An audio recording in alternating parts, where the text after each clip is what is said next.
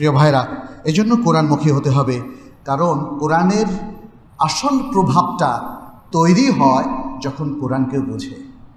অমুসলিমরা যখন কোরআন বুঝতে শুরু করে, কোরআনের অর্থের অনুবাদ পড়ে তারা প্রভাবিত হয়, তাদের হৃদয় নাড়া দেয়, তখন তারা ইসলামের দিকে চলে আসে। তাহলে কী প্রভাব চিন্তা করেন। আজকের যুগেও এবং অতীতেও অনেক অমুসলিম ব্যক্তিরা শুধু কোরআন শুনেই মুসলিম হয়েছে, আপনার আমার দাওয়াতে নয়। কোরআনের এই প্রভাবটা শুধু সুর লহরী বাজিয়ে তৈরি হবে না।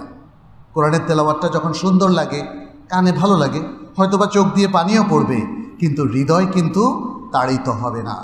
হৃদয় তাড়িত হবে কোরআনের অর্থ দিয়ে, কোরআনের মর্ম উপলব্ধি করে। আপনি যখন কোরআনের সেই প্রভাবশালী আয়াতগুলো পড়বেন, তখন দেখবেন আপনার জীবনের ভোলটাই পাল্টে যাবে, ইতিবাচক হয়ে যাবে আপনার জীবন, সুন্দর হয়ে যাবে, আপনি আল্লাহমুখী হয়ে যাবেন, আল্লাহ এবং তার রাসূলকে প্রচণ্ড রকম ভালোবাসতে শিখবেন আপনি। আর যদি কোরআনের অর্থ না বুঝেন, তাহলে দেখবেন এগুলো অর্জিত হবে না। কত কোরআনের কারি আছে যারা আসলে সত্যিকার আমলদার নয়, আছে না এরকম? অনেক ব্যক্তি আছে যারা কোরআনের কেরাত পড়ে শুধু অর্থই উপার্জন করে। অনেক মুফাসসির আছেন যারা তাফসির করে মাহফিল থেকে শুধু টাকাটাই তাদের উদ্দেশ্য। আছে কি না বলেন? কোরআন কি এই জন্য নাজিল হয়েছে? কোরআন কেন নাজিল হয়েছে সেটি আল্লাহ সুবহানাহু ওয়া তাআলা সূরা সাদের 29 নম্বর আয়াতে স্পষ্ট করে বলে দিয়েছেন, কিতাবুন আনজালনাহু ইলাইকা মুবারাকুন লিয়াদাব্বারু আয়াতিহি ওয়া লিয়াতাযাক্কারা উলুল আলবাব। এটা একটা বরকতময় গ্রন্থ যা হে রাসূল তোমার প্রতি আমরা নাজিল করেছি, যেন মানুষ এর আয়াতগুলো নিয়ে চিন্তা গবেষণা করে এবং বুদ্ধিমান ব্যক্তিরা এ থেকে উপদেশ গ্রহণ করে। দেখেন, চিন্তা গবেষণা অনেকেই করে, কিন্তু প্রকৃত বুদ্ধিমানেরাই গবেষণার পরে ফসলটা ঘরে তোলে, শিক্ষাটা গ্রহণ করে।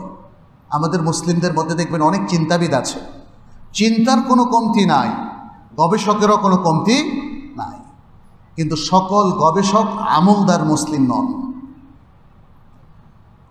আল্লাহ তাআলা এই জন্যই দেখেন কি ঢঙে কথাটা বললেন, লিয়াদাব্বারু আয়াতিহি, যেন মানুষ এই আয়াতগুলো নিয়ে চিন্তা গবেষণা করে, শুধু তেলাওয়াত না। দেখেন, এখানে শুধু তেলাওয়াতের কথা বলা হয় না, চিন্তা গবেষণা। আপনি যেই জিনিসটা রিড করবেন, পড়বেন, অর্থ বুঝবেন না, সেটা নিয়ে কিভাবে চিন্তা গবেষণা করবেন বলেন তো? কেউ যদি আপনার সামনে চাইনিজ ভাষায় এসে একটু পিং পং টাইপের কিছু কথা বলে, আপনি ওটা নিয়ে কী গবেষণা করবেন? আপনি তো ভাবই বুঝেন নাই, অর্থই জানা নাই, তাই না?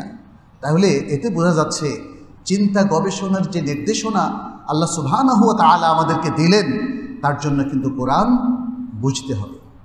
আর তারপরে বললেন কি, এবং যেন বুদ্ধিমান উলুল আলবাব। উলুল আলবাব মানে বুদ্ধির যারা অধিকারী, আল্লাহ যাদেরকে বুদ্ধির অধিকারী করে বানিয়েছেন, সে বুদ্ধিমান মানুষেরাই এ থেকে উপদেশ গ্রহণ করবে। অতএব সকল চিন্তাবিদ গবেষকরা কোরআন থেকে বেনিফিট নিতে পারবে না। কোরআন থেকে বেনিফিট নিতে পারবে সেই সকল চিন্তাবিদ এবং গবেষক মুসলিমরা যারা বুদ্ধিমান।